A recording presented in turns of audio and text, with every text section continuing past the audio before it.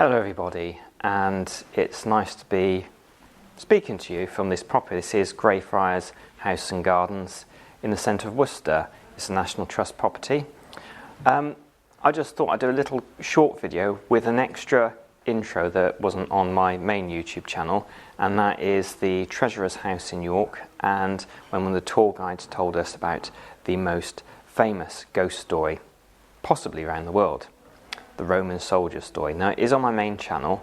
There will be an introduction to this video, which is the walkthrough to where you get to where Harry Martindale had his experience. But one of the reasons I put this one is because I thought I put the video on quite a long time ago. New people to this channel might not have seen that video. And also as well is that the film is taking a little bit longer as there was some restoration work done at the time when I went around this particular property. I was doing some filming, and there were ladders, people in the way that were doing the restoration. So I hope you enjoy this one, because I want to try and get something out weekly for you. Whatever you're doing, have an outstanding day.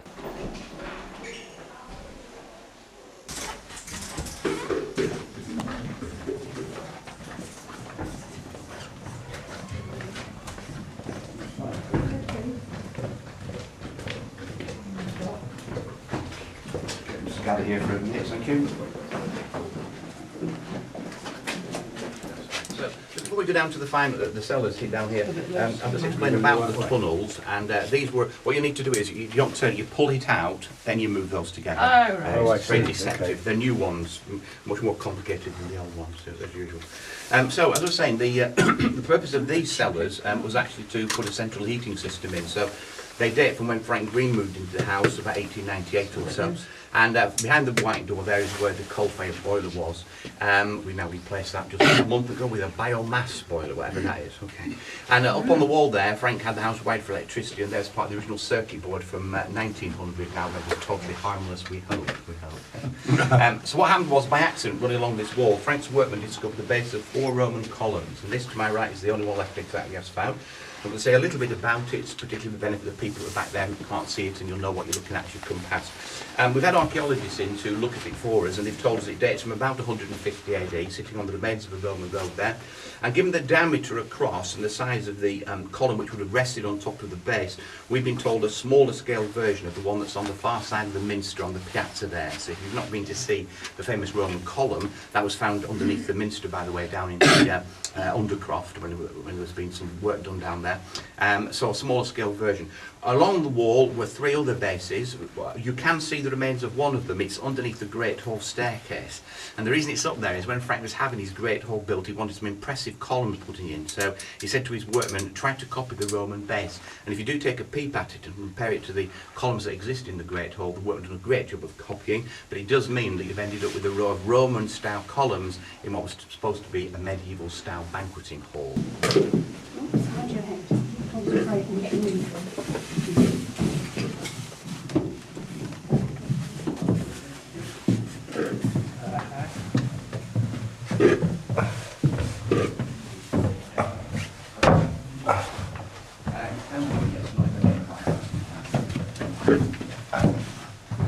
Yeah, scraping noises at the house all the way.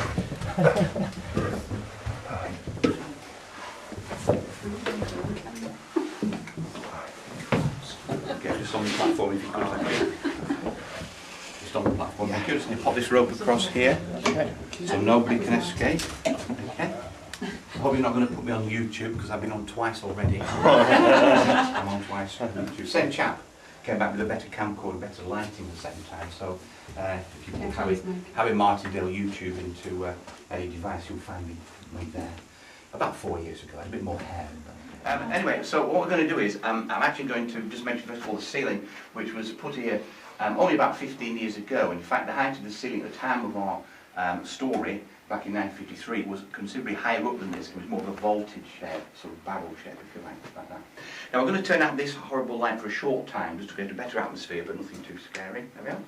And we're going to go back to the 22nd of February 1953, when the trust that owned the house had decided to have the heating system Frank had installed replaced. So we have a team of heating engineers and plumbers busy.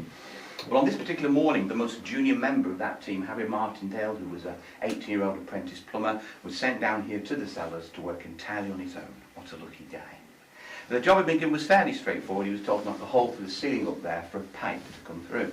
Well, Harry brings a set of ladders with him. When he gets to this point in the cellar floor, he notices an excavation trench has been dug down, lower down this existing level, and it has actually uncovered one of the Roman roads beneath the house, which was being investigated at the time. But Harry just sees it as a perfectly safe place for his ladders. So he pops the feet of the ladders in the trench, leans them up against the wall, climbs up, and he gets busy working. Well, he'd been working for about 4 hours or so when he starts to hear a strange sound. It was a musical type of sound, so he thinks to himself it's just a friend playing a radio, so he ignores it. The sound gets louder. And he notices, although it's a musical sound, it's not a song or a tune, it's the same single note over and over, a bit he thinks like somebody blowing into a horn or a trumpet maybe. But he carries on working, but the sound gets louder, and it's coming from this part of the cellar wall here. He's up the ladder there, he looks down to find where the sound's coming from, and suddenly, out from the solid wall below him, steps a Roman soldier, wearing a helmet with plume feathers, wearing full uniform. As the soldier steps out, though, Harry notices something very strange. The soldier can only be seen from his knees upwards. But then when the soldier steps into the trench, onto the old Roman road, of course, he can see the entire figure. Well, Harry's so amazed by this, he actually leans back too far and falls off his ladder. But he picks himself up and he goes to hide himself as best as he can in that far corner over there, and he crouches down, makes himself small in case the soldier means him harm. The soldier totally ignores him there, marches across the cellar floor and disappears right in the middle of that lady there. She knew where to stand, didn't she? Yeah, she knew, right behind that lady there. Well, Harry thinks of escaping, but he can't. There's more sounds coming out. This time the sound of a horse's hoofs. And what emerged next was a very big horse. On top of this, a Roman soldier, and he's got a circular shield over his left arm. As the horse comes out, that can't be seen clearly either. But when he puts its front hoofs into the trench, you can see the bottom of its legs. And Harry said what was unusual about the horse, it had very bushy fetlocks around here. He said more like a Shire or a dray horse, you know, an ordinary type of horse, if you will. Anyway, the soldier on top of the horse totally ignores Harry quivering in the corner there, follows his friend across the cellar floor here, and the horse goes straight through the wall. Harry's thinking of escaping again, but he can't. More sounds are coming out, marching footstep sound. What emerges next is a whole column of Roman soldiers in pairs. Harry counted about 18 to 20 soldiers in total. All of them coming out, again, like earlier, only visible from the knees upwards. Once into the trench, you can see at the bottom of their feet, and all of them, you can now see, were wearing open-toed leather sandals, and they had leather strappings around the lower part of the legs to the knees there. And the first of the pair that came out, the soldier on the left-hand side, he was holding a large stretched wind instrument, possibly the sound he'd heard earlier, the old march across the floor. Well, Harry said he was so close to the soldiers there, he could hear the men talking to each other, but they weren't speaking a language he could understand. Well, later he gave a very detailed description. He said smallish figures, all wearing uniforms which were leather jackets or jerkins on the top, and beneath that, Harry said, were wearing, well, he called them funny little skirts.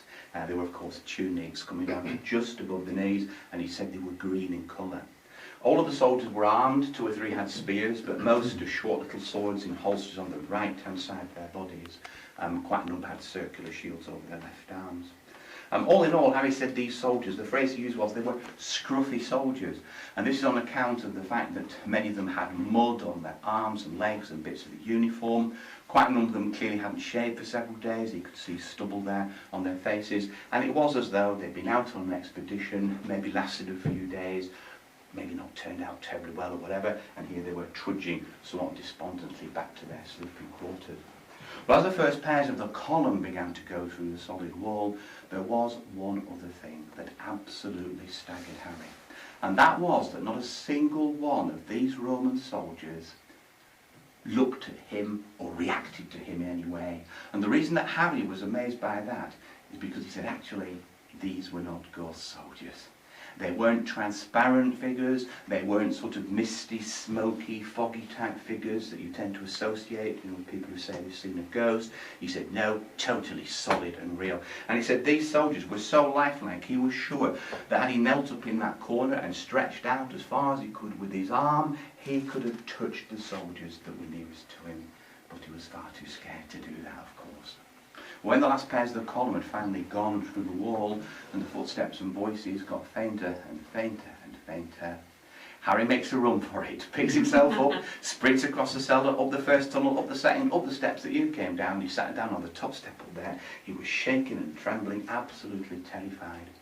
Well, the old warden who's in charge of the house, he sees Harry sat there. He knows obviously something serious has happened, so he walks straight across. Before Harry has a chance to say a single word, the old warden leans over him and he says, "By the state of you, young man, I think you've seen those Roman soldiers."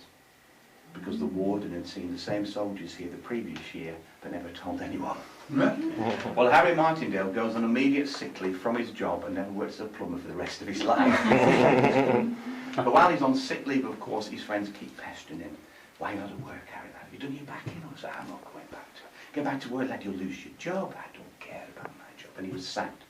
Then to shut his friends up, he chooses a small group of his very closest friends, decides to tell them exactly what's happened, and he tries to make them promise not to tell anybody else. Well, too good a story. They tell their friends who tell theirs, etc., etc., and it gets into the newspaper. Well, Harry's then interviewed by a whole team of experts, military historians, archaeologists in the city, and he's quizzed about some details that he came out with. Was he certain that some of these soldiers were carrying circular and not the normal rectangular shields that Roman soldiers always had? "No," Harry said, "of course I could tell the shape, definitely circular shield." "And what about these swords? You said they carried the swords on their right-hand side." "Well, that's wrong as well, isn't it? It's on the left-hand side, weren't they, Harry?" No, he said. "It was the side closest to me. I was crouching in that corner, definitely right-hand side." "And what about these tunics, Harry? These tunics you said were green, didn't you? But it was dark down here." "They weren't green. They were red tunics, those, weren't they?" Again, that was normal. No, Harry said it was a bit dark, but I could see the colour, definitely green tunics. Well, the first people who talked to him, of course, don't believe a word. They laugh at him, they ridicule him, because nothing like these soldiers had ever been heard of before. But as a result of the big archaeological digs undertaken in the city in the 1980s, 90s, through to the 2000s, we've uncovered a whole mass of Roman remains relating to the fort, and they're there in the Auction Museum if you wish to see them. And we now know more than we've ever done about those reserve auxiliary troops living in the fort in the last 30 to 40 years as the regulars have quitted and gone back to Rome. And it turns out that those soldiers in the fort at that time were always issued with circular, not rectangular shaped shields. They wore their swords on their right-hand side in scabbards to use as short dagger-type weapons in combat. And they always wore green, not red, tunics like the regular soldiers.